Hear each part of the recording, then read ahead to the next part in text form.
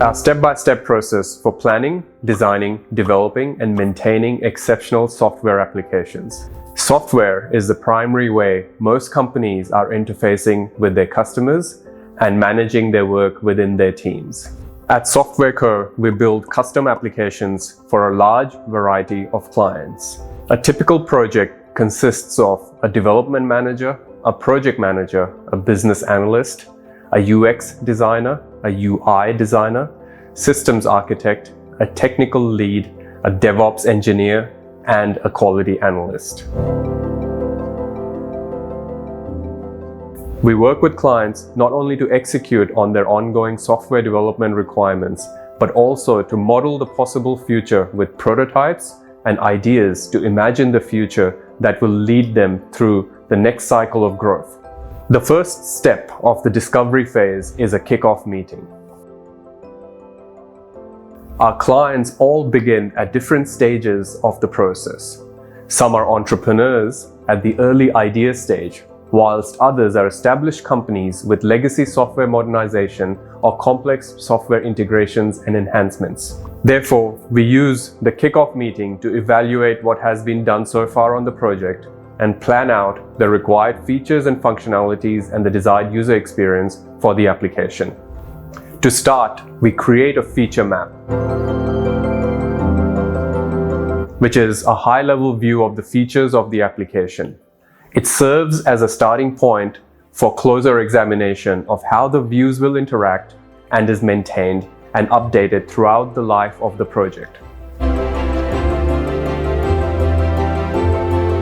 We'll build user flows to demonstrate the steps users will take to achieve specific goals. User flows become especially important when dealing with complex conditional workflows. It allows clients, designers, and developers to share a mutual understanding of how features will work and what the future outcomes will be. Once the feature map and the user flows are planned, the business analyst begins creating user stories. User stories describe in detail what the developer needs to build and includes acceptance criteria, which indicates how features should perform in order for it to be accepted by the quality assurance team. The stories are generated once milestones are established and agreed upon. The project manager begins creating stories. Stories act like tickets, which are assigned to developers during sprints. User stories describes what the developer needs to build and includes acceptance criteria, which indicates how the feature should perform in order for it to be accepted by the quality assurance team. The stories are generated based on the designs and the individual line items from the original estimate, and each story is assigned a number of hours to complete, which ties back to the estimates. For each sprint, developers are assigned a number of tickets whose combined estimate hours equal the number of hours in the sprint. This allows the project manager to measure the effectiveness and efficiency of each of the developers for each of the development sprint.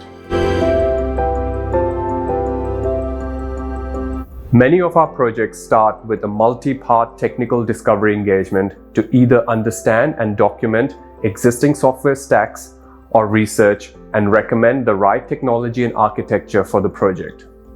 This technical discovery can include conducting an in-depth code review of an existing application, researching technology options for a specific use case, reviewing documentation for third-party integration, creating a DevOps strategy, and much more.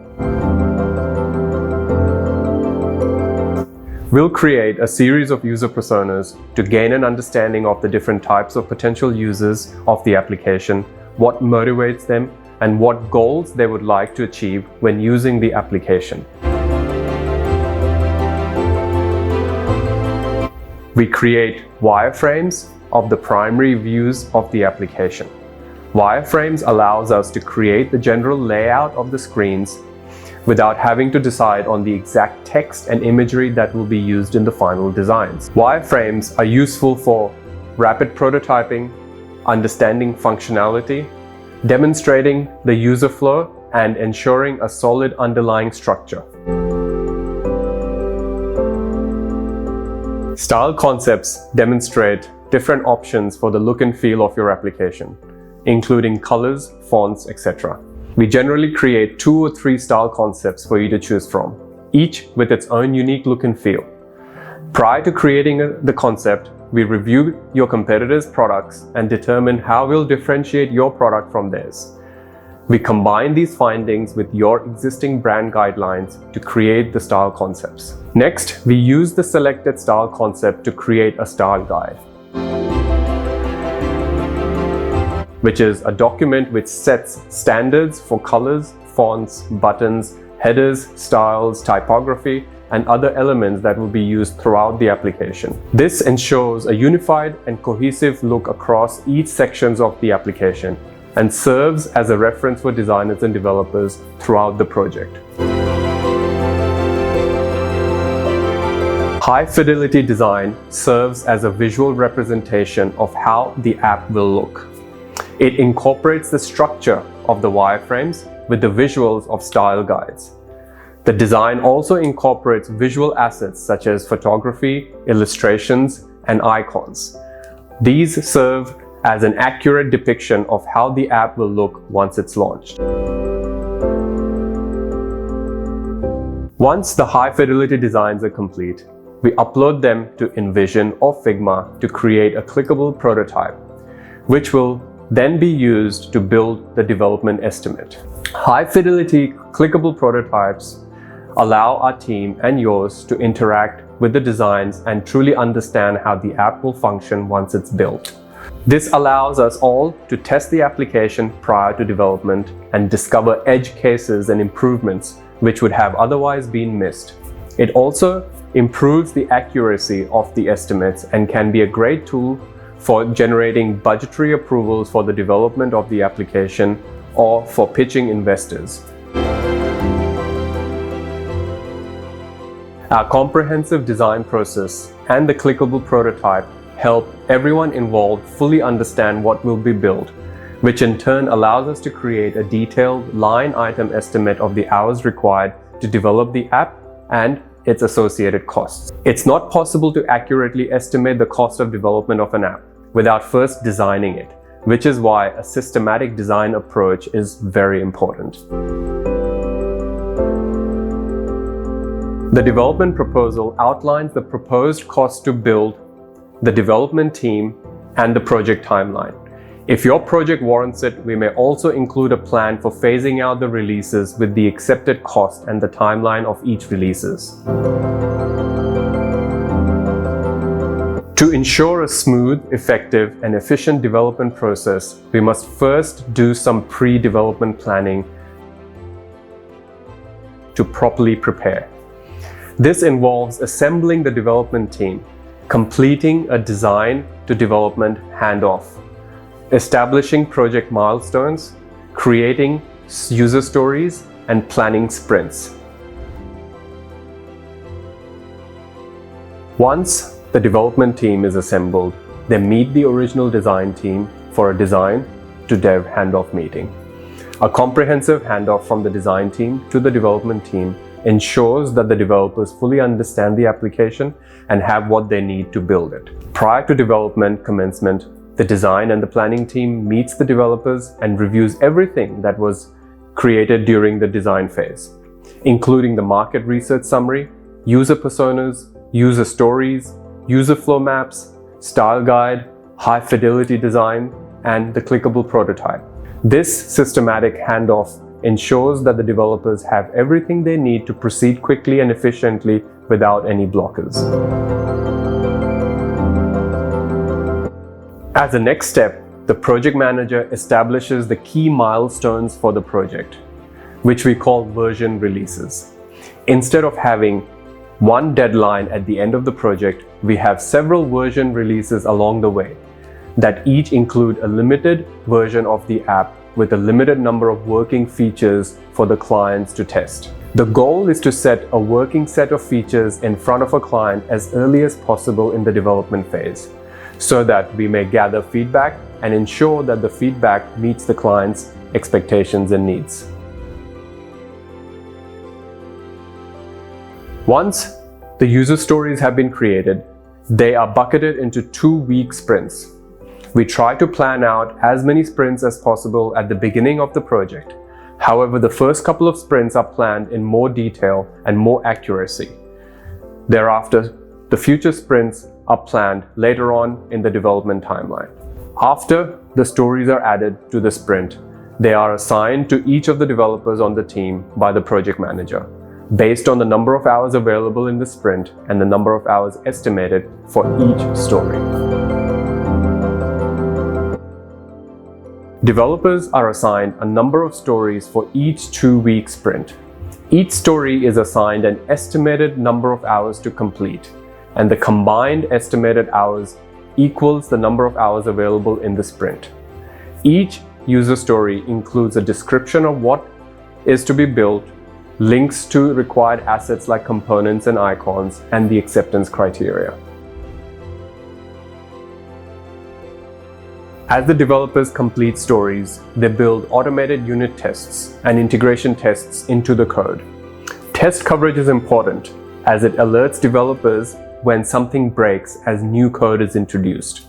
Without test coverage, each time code is added, the entire application will need to be manually tested to determine if the new code broke any of the old code.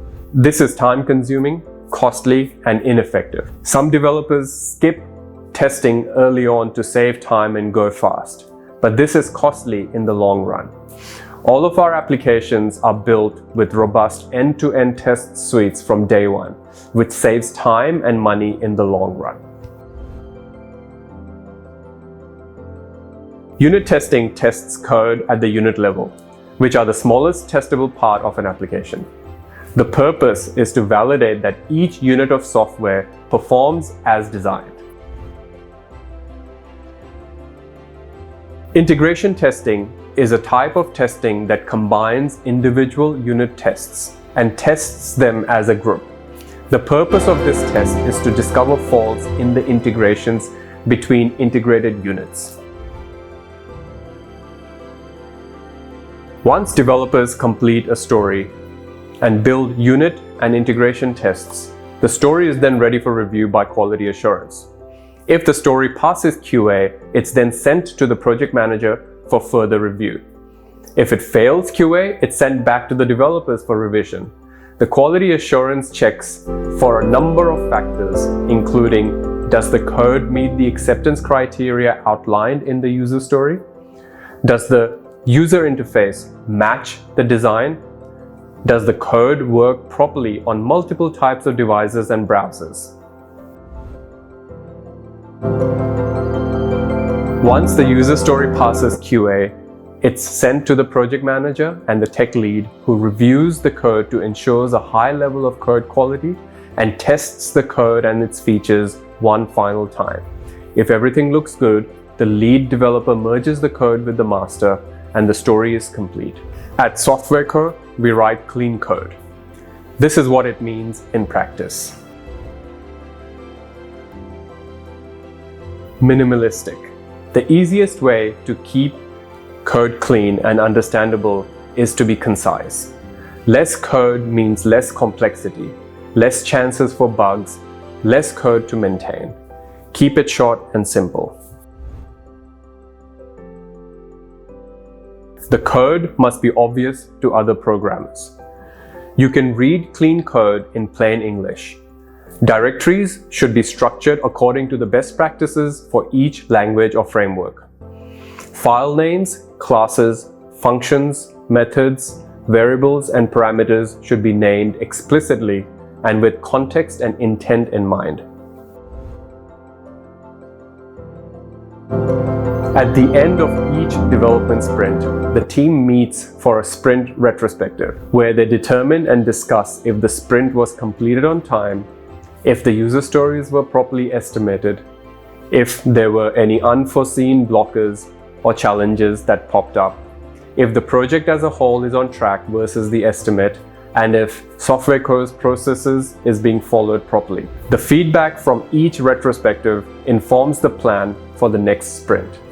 We track sprint completion by developers over time to ensure that developers are hitting their sprints consistently. In a rare event where a developer fails to complete a sprint on time, the project manager works with them to identify and create a performance improvement plan, then measures performance against the plan going forward.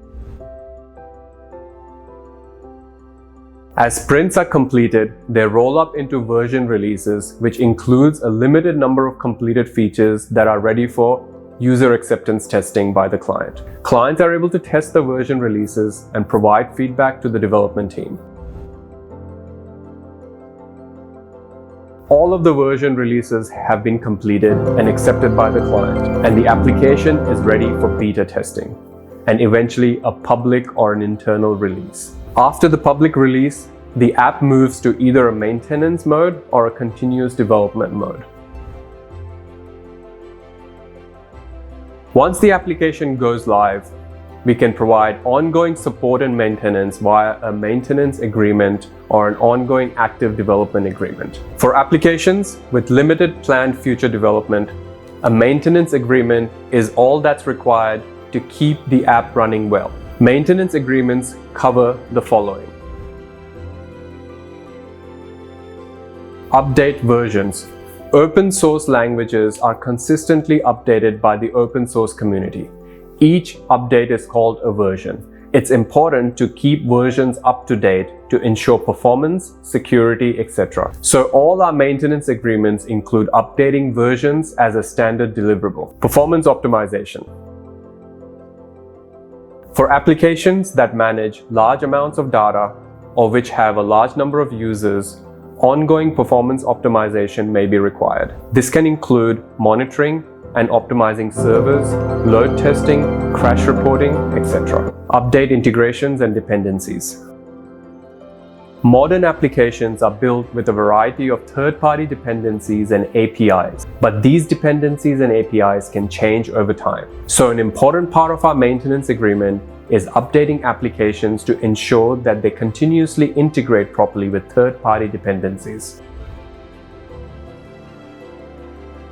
For clients who wish to continue adding features and making changes over time, an ongoing development agreement will be needed, in addition to a maintenance agreement.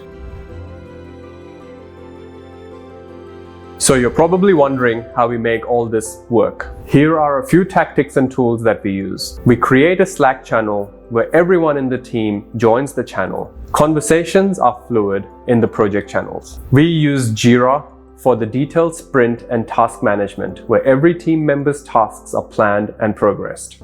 Daily stand-ups are conducted to review what was completed the previous day and what will be done today. Weekly sprint reports are conducted with the clients and stakeholders to discuss the progress of the past sprint and the plans for the next sprint.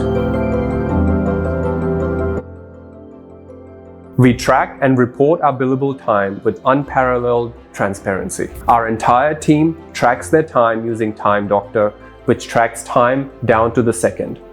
And clients are only billed for the time the team's actually working on their project. No rounding hours, no block billing, and visibility into each time entry. Time Doctor entries are documented with the Jira identifiers, which allows you to see how much time is billed towards each of the user stories, each features, each versions, and the entire project. We also provide daily reports showing the work logged in the previous day alongside month-to-date and year-to-date totals. Each month, a detailed report is attached to the invoice for your review. We conduct weekly client check-in meetings each week for each of our projects. The purpose of this meeting is for the project manager to update the clients and stakeholders on how things are going each week and review things like sprint completion, hours worked versus estimates, budgets, timelines, and milestones.